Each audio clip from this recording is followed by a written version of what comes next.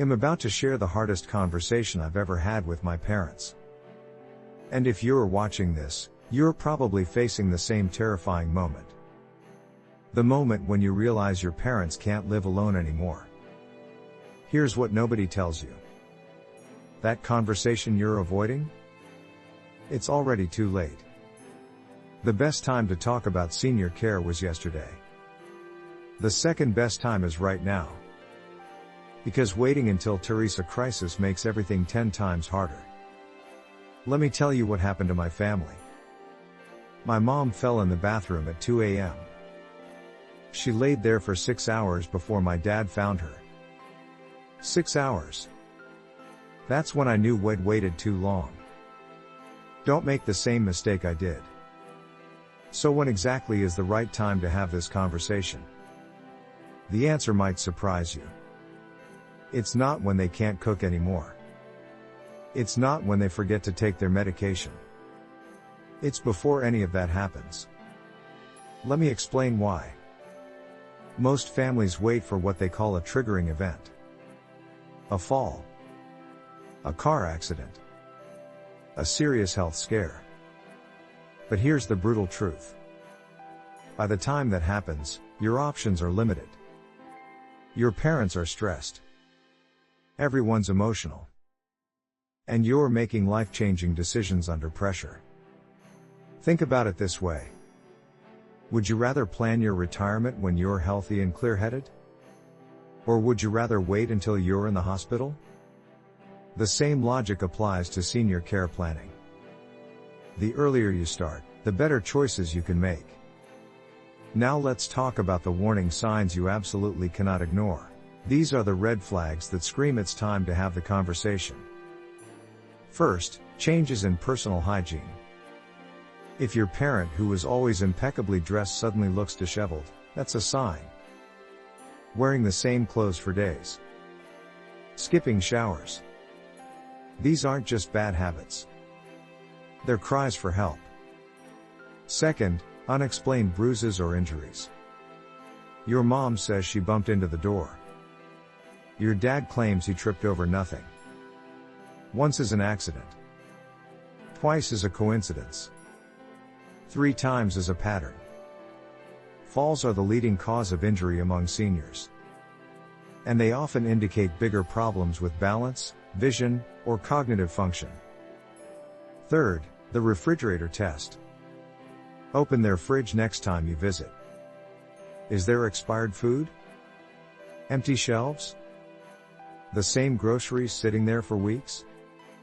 This tells you they're either not eating properly or can't shop for themselves anymore. Nutrition is crucial for senior health. If they're not eating well, everything else declines faster. Fourth, medication mismanagement. Pills scattered everywhere. Missed doses. Taking the wrong medications. One study found that medication errors cause over 100,000 hospitalizations each year among seniors. This isn't just forgetfulness. It's dangerous. Fifth, social withdrawal. Your once social parent suddenly cancels plans. Stops going to church. Doesn't call friends anymore. Depression in seniors often looks different than in younger people. It manifests as withdrawal and isolation. And isolation accelerates cognitive decline. Sixth, financial red flags. Unopened bills piling up. Unusual purchases. Strange charges on credit cards. Cognitive decline often shows up first in financial management. Scammers specifically target seniors because they know this. If you notice financial chaos, it's time to step in. Seventh, home maintenance neglect. The yard's overgrown. Repairs aren't getting done. The house that was always spotless is now cluttered and dirty. This indicates they're overwhelmed by daily tasks. And if they can't maintain their home, how are they maintaining their health? Eighth, driving problems. Dents on the car. Traffic tickets. Getting lost in familiar places. Driving requires quick reflexes and good judgment. When those decline, driving becomes deadly. Not just for your parents, but for everyone on the road. Now here's where most people get stuck. They see these signs but don't know how to start the conversation. Let me give you a framework that actually works. First, choose the right time and place. Not during a holiday dinner. Not when everyone's stressed. Pick a quiet moment when you can talk privately without interruptions. Second, start with love and concern, not criticism. Don't say you can't take care of yourself anymore. Say, I've noticed some things that worry me, and I care about your safety. Frame everything around their well-being, not your convenience. Third, use specific examples. Don't make vague accusations. Say, I noticed you missed taking your blood pressure medication 3 times last week. Or the bruise on your arm from last month's fall still concerns me. Concrete examples are harder to dismiss. Fourth, listen more than you talk. Your parents have fears about losing independence. About being a burden. About leaving their home. Let them express those fears. Validate their feelings. Don't rush to solutions before you understand their perspective. Fifth, involve them in the decision-making process. This isn't about taking control of their life. It's about helping them maintain as much independence as possible while staying safe. Ask what matters most to them. What are their priorities? What are they willing to compromise on? Sixth, present options, not ultimatums. Research different care levels before the conversation. In-home care. Assisted living. Memory care. Adult day programs. Show them there are multiple paths forward. Let them feel like they have choices. Seventh, bring in neutral third parties when needed. Sometimes parents won't listen to their children but will listen to their doctor. Or a geriatric care manager. Or a trusted family friend. There's no shame in getting help to have this conversation. Let's talk about the different levels of care and when each makes sense. In-home care is often the first step. This can range from a few hours a week to 24/7 care. It allows your parents to stay in their familiar environment. The downside? It's often the most expensive option per hour of care. And it requires managing caregivers, which adds stress. Assisted living facilities provide housing, meals, and help with daily activities. They're ideal when your parents need regular assistance but don't require constant medical care. The social aspect is huge. Isolation kills. Assisted living provides built-in community and activities.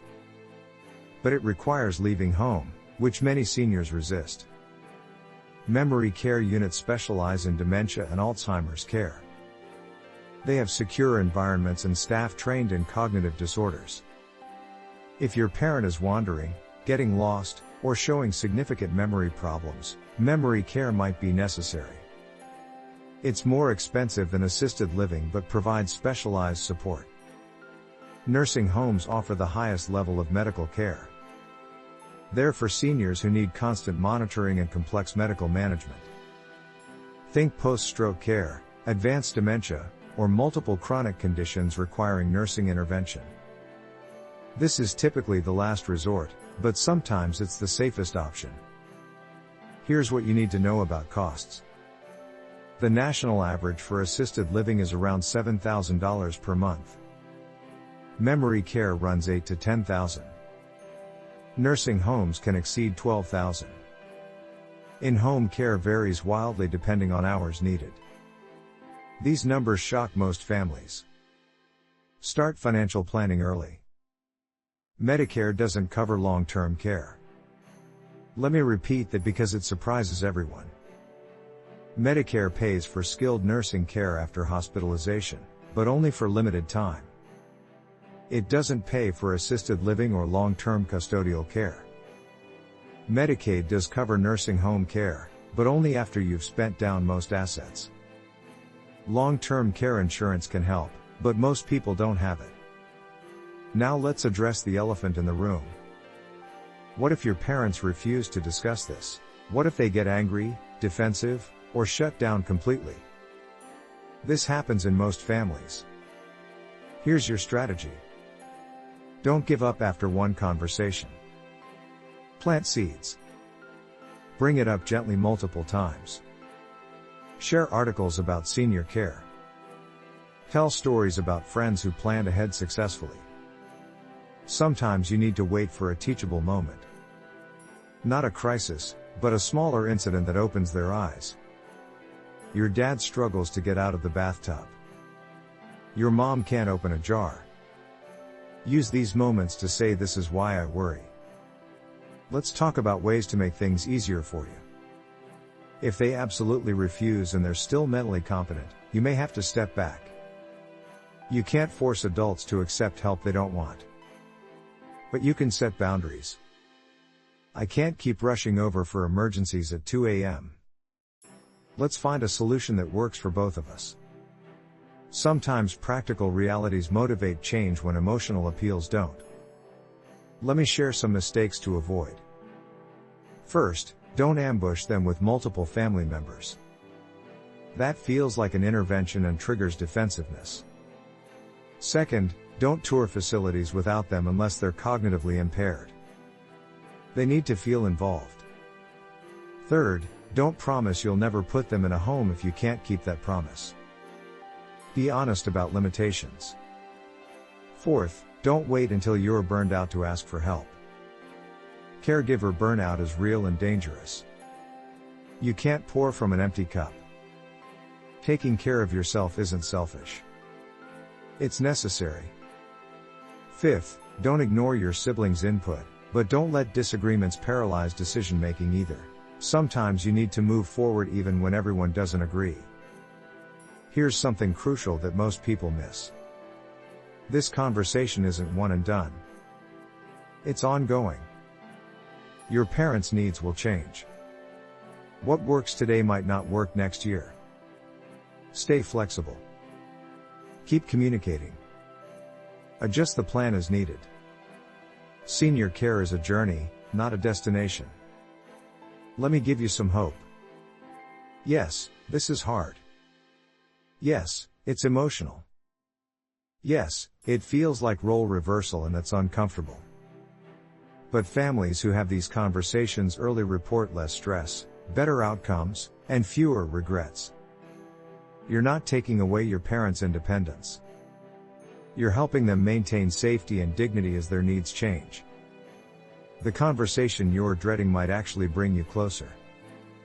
It shows your parents you care. It demonstrates respect by involving them in decisions. It provides relief because they've probably been worrying about these same issues. You're not the bad guy for bringing this up. You're the loving child who's brave enough to face reality. One final thought. Document everything. Keep notes on concerning incidents. Track medication issues. Record conversations about preferences. This documentation helps when making decisions. It also protects you legally if other family members question your choices later. And it provides valuable information for healthcare providers and care facilities. So here's your action plan.